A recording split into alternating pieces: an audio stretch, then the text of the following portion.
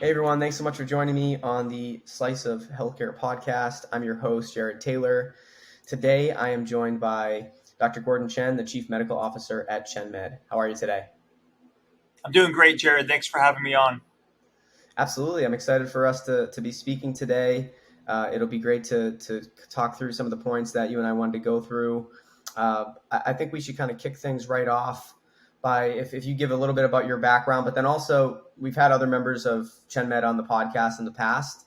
If you could give us a quick recap of the growth, because every time I have you on, there's more growth and you're helping more people. So I always like to hear from whoever's on the podcast kind of where you're at today.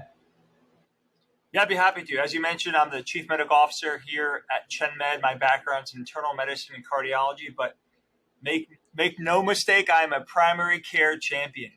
So at ChenMed, we are a scalable, full-risk model that focuses on caring for seniors.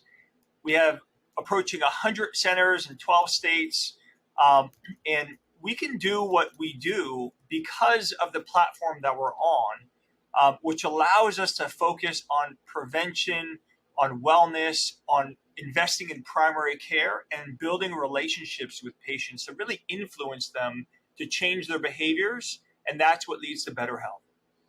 Appreciate the intro.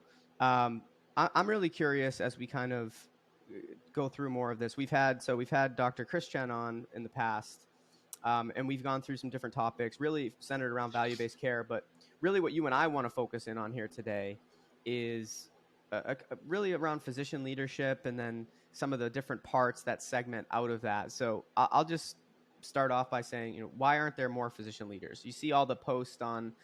I think a lot of people are more. There's a lot of like influencers in the space that care about sharing what's happening as physicians, but it does not seem like there's still that many physician leaders. And in your opinion, why do you think that's the case? Yeah, that's a great question.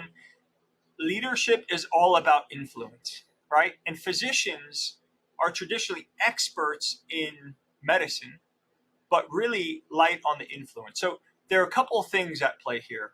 Number one, in fee-for-service, which drives the majority of healthcare, it is run on volume. And oftentimes, it doesn't necessarily help if you're an expert in a field to be able to kind of like lead the change that needs to occur to bring healthcare to the next level. And so physicians can't flex their influence muscles in a fee-for-service model because they're stuck creating more volume, and they're trying to go after RVUs. And oftentimes, like for example, in a hospital type situation, physicians would want to influence to more prevention or more wellness or more kind of reduction of poor outcomes, where the majority of fee for service is still living in the sick care world. All right. Then the other aspect of that is physicians are really light on the influence. So they are stuck in this kind of concept of listen to me, I'm the doctor, I know what's best. And that just doesn't work for broader industry-wide influence. And so the lack of opportunities in the fee-for-service for physicians to really shine is one thing. And the other thing is physicians are really light on the influence. Interesting. Is that something you see evolving though? When you say light on the influence, what are some of the ways they can change that? Yeah. So physicians want to grow, they want to influence, and they want to lead the future of healthcare. Right? Physicians are very bright. What happens is in the fee-for-service world, they literally get stuck. So the first thing that they can do is to break out of the fee-for-service world and go into value. Value-based care is the place where physicians can shine. Their understanding of disease and of medicine and the patient perspective can allow them to make the decisions that lead to the best outcomes for the patients, but that only helps in a value-based care model.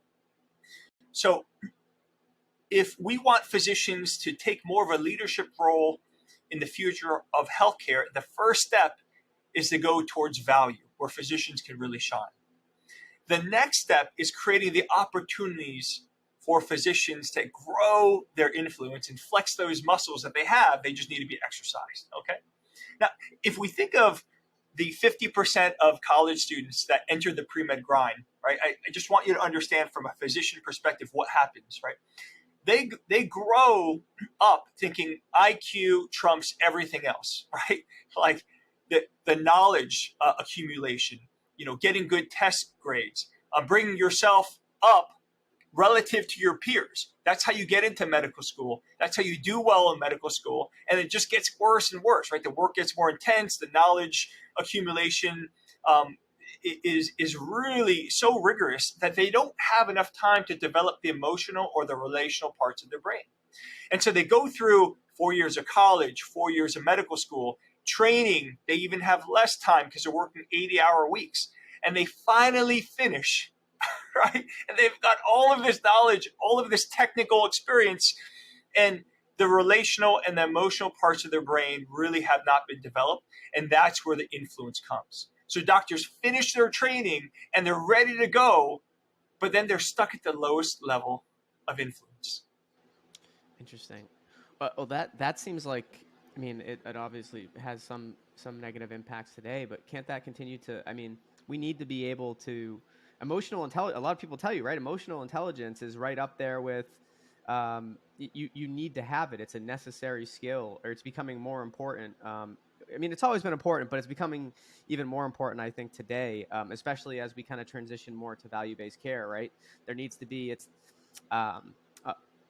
more of a caring structure. And that really starts at the education system, as you were saying. So one of the questions I have is, you kind of already answered it, so just kind of tailor off of it, but why do some physicians get stuck at, I'm the doctor, I have a medical degree, stage of influence?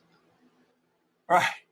So they go through all of that training and rigor, and they've developed the logical part of their brain, right? They're flexing their IQ muscles, and we talked about how EQ and relationship intelligence kind of take a back seat. Doctors want to lead.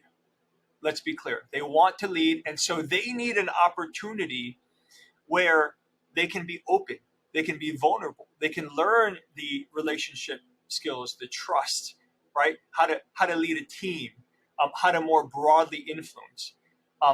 Now, the ones that go purely into a fee-for-service world, they don't have that opportunity to develop the influence skills because someone's counting how much volume that they're producing every day of the week, right? And so if they're building their leadership skills or broadening their influence, they're not generating volume. And actually, if you think about it, right, influence is about relationship as well, right? In fee-for-service, you're trying to become as efficient as possible in generating volume. And the first thing to go in that setting is relationship, right? And you hear it from patients. Doctor was in and out in just a few minutes. I barely saw them. And they're just trying to crank out volume. So step one is to get out of fee-for-service and into value-based care environment where doctors can flex the influence muscles. Then step two, right, is to have an environment which fosters physician leadership development and growth. And that is so critical. Medical schools, think about what you need for influence and what they teach. They're teaching book knowledge, right? They're not teaching relationship, trust, influence, goal setting, leading teams. And so there's this disparity of what we want from our physicians and what we're actually getting, right? So we need to very intentionally create the space where physicians can develop these leadership muscles. At ChenMed, because we have the opportunity to really train and develop hundreds and hundreds of physicians, we've developed our own black belt training program with 7 different stages, and they can progress in their influence of themselves, right? Like learning more about themselves and self-awareness, and then influence patients, and then influence other physicians, and then, eventually lead an industry, right? And so they have that opportunity to grow. The other thing that I've just loved is John Maxwell's 5 levels of leadership, because it talks very clearly in a stepwise fashion how anyone, particularly physicians, can grow their influence, starting with building great relationships, and then generating great results, and then getting to the point where you can develop other leaders. If we can get to the point where physicians can grow personally, can also invest in other physicians to help them to grow and get to the point where they're leading other leaders, well, Jared, that's when we're going to have healthcare transformation led by physicians, and we'll have better outcomes for patients and better value for America. So how soon do you think we can see a structure like that come into play? And I know it's like no one if he doesn't get this right, there's nothing. This is a tough question, right? Because I always say there's certain questions where it always starts out with it depends, right? And whenever it starts out with it depends, you have a wide range of time. But based on kind of what you're seeing in the space, do you see a potential? Give us maybe a range to kind of see when more transformation will happen in this regard. Jared, the movement's already begun. Physicians are learning a new way to influence. We see it here every day at ChenMed, and we're growing and scaling exponentially. Right? We see physicians developing other physicians. We see them partnering with business leaders. We see them transforming communities. We see them like that city on a hill in each of their communities, really growing their light and their influence on those communities. So it's already begun. You see it right now with this explosion in primary care, particularly value-based care and primary care together. Here at ChenMed, we call that transformative care. Right? That is happening. And so just internally, I can't speak for externally, but just internally here at ChenMed, we set a goal that we will transform American healthcare by the end of the decade. Now, what is that going to require? That's going to require a whole lot of work and a whole lot of development of passionate, mission-driven physician and business leaders working hand in hand, going for a better way to lead healthcare in America. Okay? And I believe it starts with influence and teaching physicians how to grow their influence. So you've given great advice on really like what needs to change in the current structure and how do we proceed. From an individual level, right? Let's say, because there's certain people that maybe want to be leaders even more than others that are physicians, right? Like they know on day one, like this is where I want to go. And a question I get a lot of times from people, so you're the chief medical officer at ChenMed. So many people that are early in their career as a physician will say like, how do I still don't think for many people, there's the clear road path. Like, how can I become a chief medical officer of an organization? Like, what are so can you give us like your advice to like that student that's getting ready to be a practicing physician, and they kind of they're really planning out their career? Like, what are some steps that you would give them or some advice that maybe helps position them to be a chief medical officer one day? Because I think a lot would like to hear that. Great question, Jared. The first thing that I would recommend is to really understand your own purpose and your mission. What drives you? What gets you going? What do you feel like you're called to do? That is just so critical. And I think for most physicians, they're going to align with bringing better health to needy people. I think they're going to connect with that. I don't think they're going to connect with generating volume for the sake of volume. I don't think they're going to connect with, increasing the occupancy rate in hospital systems, or doing procedures just for the sake of doing procedures, or having visits just for the sake of visits for billable encounters. So there's a clear distinction there. What do you feel you're called to do? Once you know what you're called to do, right, then are you joining an organization that aligns with your purpose, your mission, and your values? That's so critical. If you're joining an organization that aligns with your core, who you are, and your values, and what you're trying to accomplish, well, then you're going to shine. You're going to shine. And then it becomes just growing your influence.